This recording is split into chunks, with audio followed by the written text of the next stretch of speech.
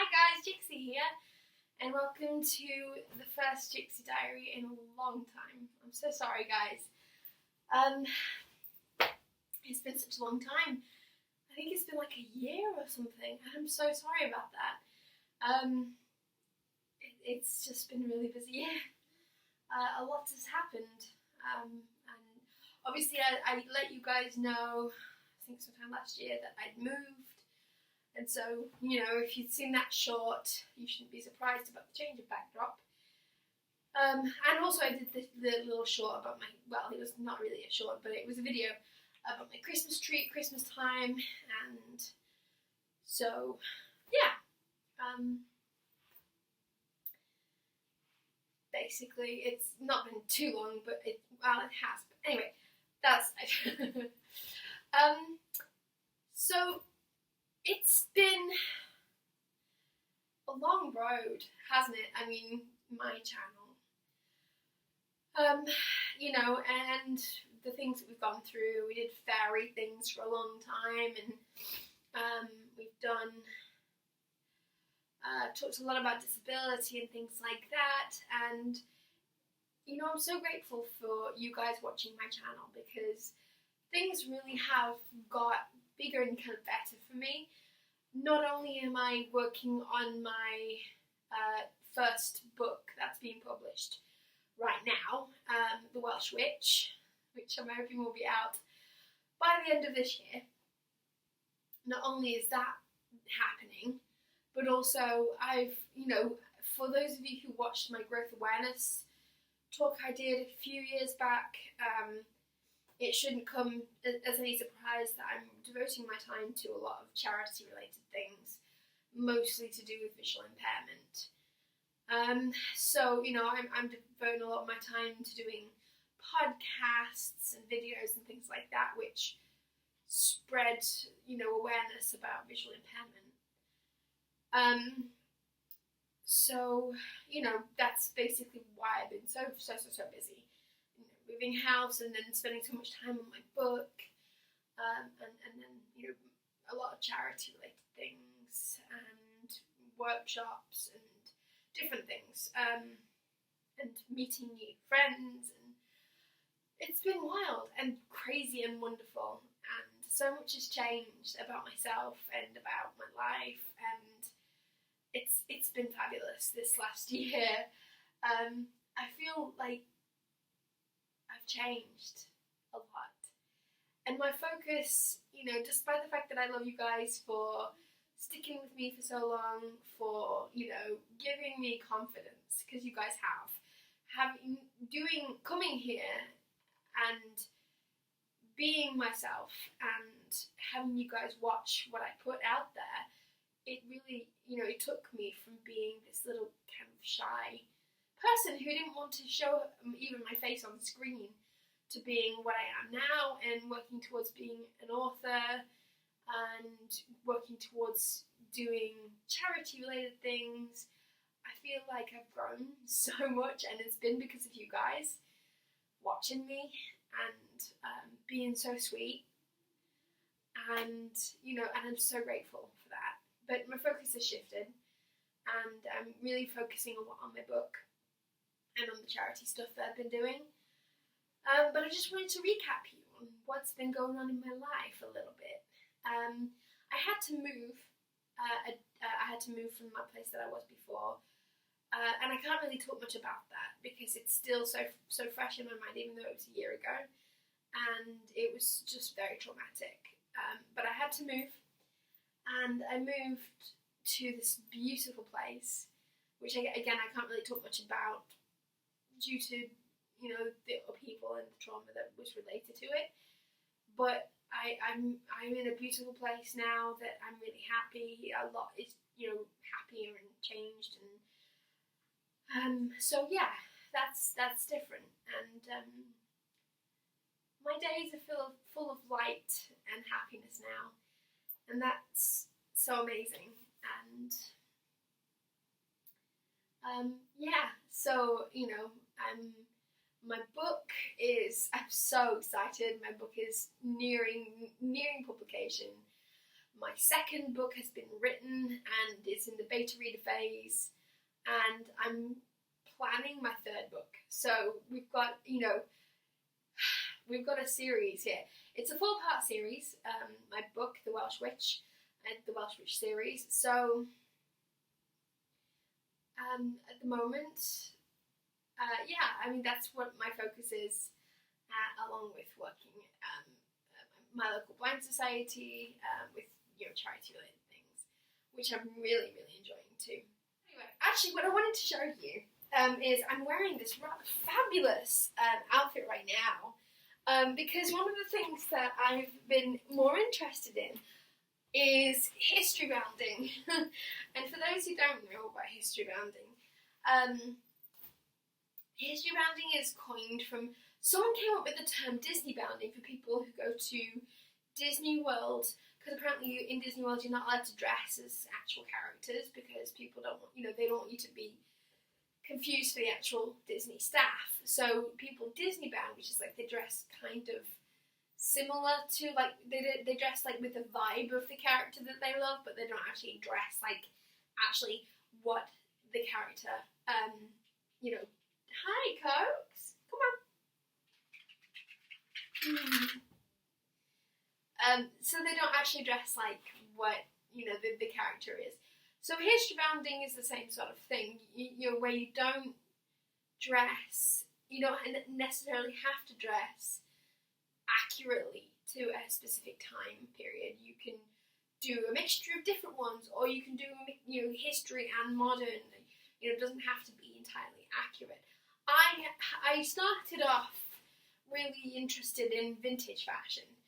I'd watched Jessica Fozard, who dresses in, I think, a lot of 40s and 50s dresses and outfits, and I was like, oh, I love vintage, because I've always wanted to be a time traveller. And then I saw, but I was like, oh, I would love to walk around in Victorian fashion, but I just don't have the guts. And, I was not as confident as I am today, clearly. And, but then I saw a video about a Victorian couple who lives in America called the Chrismans. Sarah Chrisman is a writer, and her husband Gabriel is a librarian, I believe.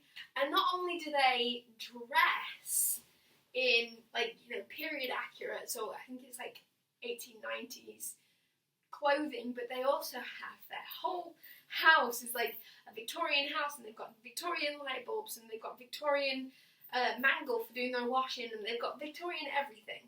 And I was like, oh, I would love to do that. I would absolutely love to do that. And, I can't really, it's an expensive hobby doing something like that, because you have to buy antiques, or you have to buy replicas of antiques, which, will cost money to do, right? So, I can't quite go as far as that, but I can do the historybounding, and, and I love being where I am right now, because there's a lot of Victorian buildings. So I feel like, apart from the cars obviously racing down the street, I feel like I can kind of, imagine that I'm there, and if I'm in my Victorian outfit. And by the way, guys, I'm wearing a corset, which I'll talk about in a second, actually. But yeah, not only do I walk down the street and, and I'm wearing the outfit, but also I feel like I'm there, because there's this house is then passing into Victorian perceptions, though, of Victorian fashion, of how people look at me, with wearing my Victorian outfits. People always look at me. I mean, my mum hates my Victorian outfits, because she thinks that I'm going to get looked at. And fair enough, it's, I tried never to really wear Victorian outfits when I'm around her, because I think it's not really fair to force your hobby on someone else. Sometimes I do, but, just because I feel like I don't want to hide it.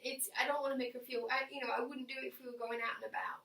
Apart from, we did go to Beamish Museum a couple of weeks ago for my birthday, but that's a subject I'll go back to. Anyway, but So anyway, but she hates me wearing all of this, and you know, because she says I'm going to get looked at. But the thing is, the way I think about it is that people will already look at me for being visually impaired. They look at me because I've got my cane. They look at me because I've got, you know, because I'm visually impaired. You know, legally blind, registered blind in the UK. So technically, I am, you know, blind. But I have some sight because obviously blindness, as I've said before, is a spectrum. So anyway, and when you might be saying to yourself, well, how do I know? How do I know that people look at me? Well, because people that I'm with tell me people are looking at me. And you know, so you know, I would rather be looked at for something that I enjoy than something that I can't help. So as far as I'm concerned, you know, I'm turning a bad thing into a good thing by wearing my Victorian fashions. So I love it. And I remember Jinx used to wear the most amazing, like, kawaii fashion. I always used to think, how does she have the guts to wear these amazing, amazing fashions? And I always wanted to have the confidence that she had to wear these things. And I guess now I kind of do. I have, but, you know, it's different, obviously, because I don't wear kawaii. I wear Victorian. So hey, and yeah, so now I do wear, you know, these beautiful, and even I have the accessories, guys. I don't know if you can. I'm going to take this off quickly so that I can show you. This I just got today, and it's a Victorian, or actually it might be no, I think it's Victorian. It's called a Victorian love knot. And some little brooch, and it's glass, this, but this, I think this is brass, the metal, but it's so pretty, because I think that if you're going to do something, you definitely have to have the accessories too, and Victorian, you know, outfits, historybounding, Victorian is what I'm mostly interested in. I think there are, you know, there are a few, YouTubers who were into mixing different eras. Anyway, I wanted to show you the second one, and this is Victorian as well. And it's like I'm not sure what the stone is. I know this is definitely Victorian because I bought it from an antique shop, and she told me that it's Victorian. But it's got, this one's got on the back. It's got, you know, obviously it's like a little brooch again. But this one's got like a chain, which allows you to have, like, it's like a safety chain, so that it doesn't fall off. Whereas this other, the love knot one, doesn't. Because along with having the brooches, I also have this, and I have another one actually, which I wear in the summer. But this one, and don't get at me for being period accurate, because I'm not. I am limited in what I can do because I can't sew due to my visual impairment. I can't sew. So there are people like the Birchwood and Mistress Pennywhistle who like sew their own clothes, and you know, and they're beautiful. And I can't do that. I can't sew. I find it really difficult to thread the needles to see what I'm doing. So I can't sew my own clothes. So I am limited in what I can buy, basically to what I can buy, and also limited by the fact that I am a church mouse. I am poor as hell, so I can't afford to buy these like elaborately. I can't afford to have things handmade for me. I can't afford the things that, you know, other people can afford. I can't. So don't come at me about period accuracy. I'm not quite sure what Victorian period this is. I try to get period accurate accessories to the best of my abilities because it means that it makes me feel like I'm being more period accurate. This is not one of those cases, however. This is a Victorian bonnet, and it's an Amazon purchase, and I should probably get from Etsy actually. And I have got a few things from Etsy. I have a Victorian apron which is from Etsy, but this is a Victorian-esque bonnet, and I love it. It's lace and it's lined with kind of a thin Amazon Amazon material, right? You know, it's like you're cheap and cheerful. And it's got these beautiful ribbons, and it's got the lace binder string. If you put it on, it looks, I mean, I've got a ponytail in at the moment. It's because I had a bun in earlier, but because I put my hair in a ponytail, we're using like a bog standard 21st century bobble hairband, and then I curl it round and put pins in it, and that's, you know. Anyway, so yeah, but if you put it on, and I just tie it around like this. Unfortunately, I don't have a period accurate coat. I have nothing period accurate when it comes to outerwear. Unfortunately, it's the next thing I try. I had to get a little corset, and that was my priority for work. So I was like, I need a corset. I can't walk around without a corset on. Anyway, so this is my bonnet, and I wear this out, of course. And people say, you look like Mary Poppins. I've heard that, I think Mistress Pennywhistle said that people say that to her a lot. They say, hey, you look like Mary Poppins. So I think it's a thing that people regularly say to people who history bound. And you should see the looks I get from people when I get on the bus. It's quite funny, but like I say, I would rather be looked at for something I enjoy than something that I can't help. It's just the way that, life is. I also bought a fur muff, like a thing, I don't know if you've seen these, where you put both your hands in and it keeps them warm. Because I was like, oh, Victorians have fur muffs. However, I failed to take into account of the fact that I'm rarely outside without my cane. And so having a fur muff where I've only got one hand that's in there and the other hand is always out, it just felt stupid, actually. So I have a fur muff, but I rarely use it, which is unfortunate.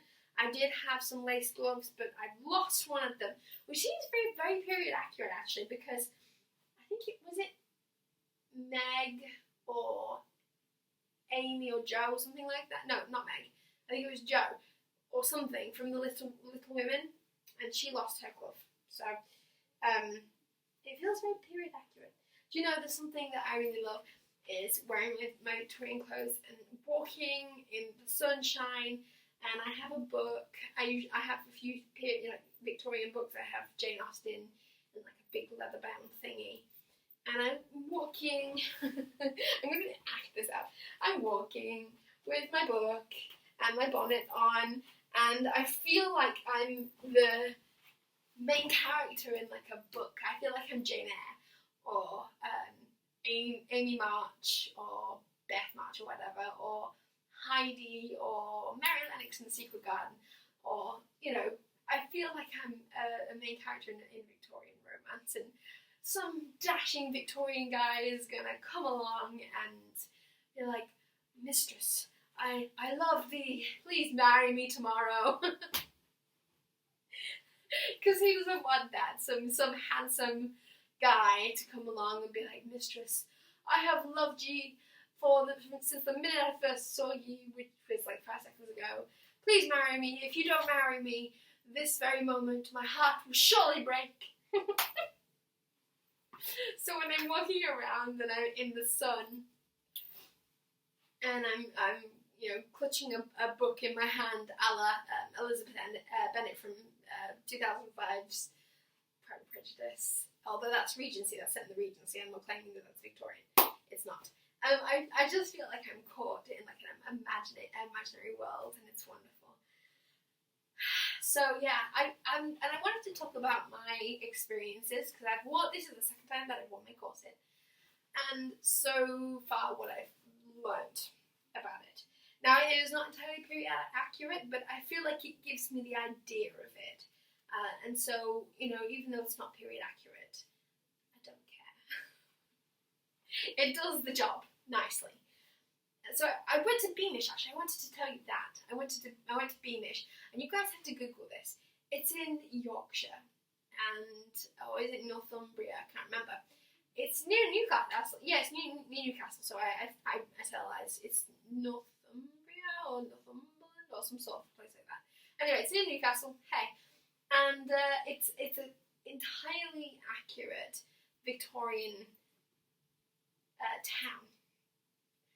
And it's got shops you can go into, and there's like period accurate transportation, and you can even buy things. I bought some Victorian loose leaf tea, which I use often, and yeah, it's amazing.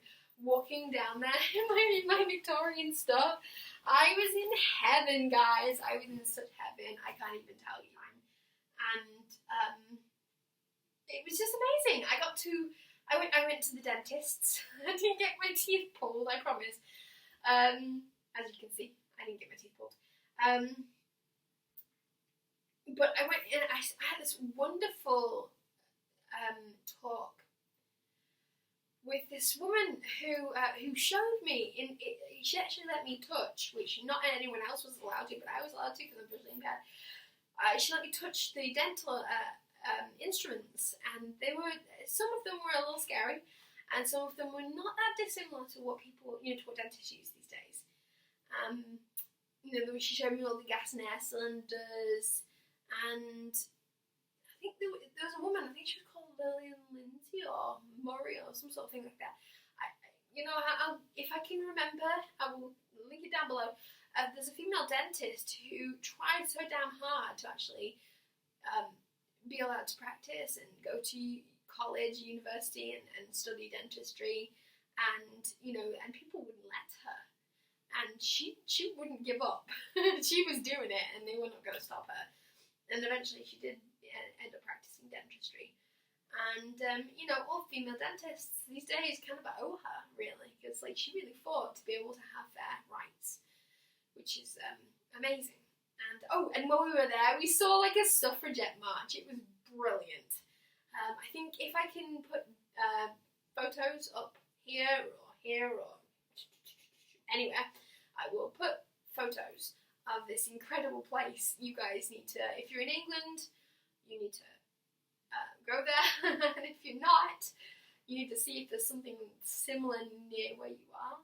And, I was going to say about my corset. I was going to tell you about my corset, but it's the second day, and it's the first day, the first day I wore it was Beamish, and I forgot I was wearing it, to be honest, because I don't tight lace it. I'm not that much of an idiot. But, the one I have, it doesn't go all the way down. It just kind of goes to the bottom of my ribs. Goes down to, about here. So, just about my belly button. It just goes down to. And, again, it's not period accurate. Don't come at me. And today, I think the main thing is it's hard to relax in. It's not painful. It's just really hard to relax in, and you have to be careful what you eat. But in a way, that's good because it just makes you very aware of what you're eating, so you don't overeat, and that's it's a good thing. So of course, I'm actually liking them.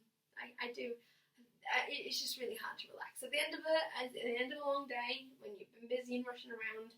You just want to take the damn thing off. But it's not painful at all, and I really like it. It makes me feel like I'm really playing the part of a Victorian lady. Anyway, so if you see me in more Victorian outfits, then don't be surprised, basically. And I'm going to go. So I'll see you guys. Thank you so much for watching. I'll speak to you soon. Bye.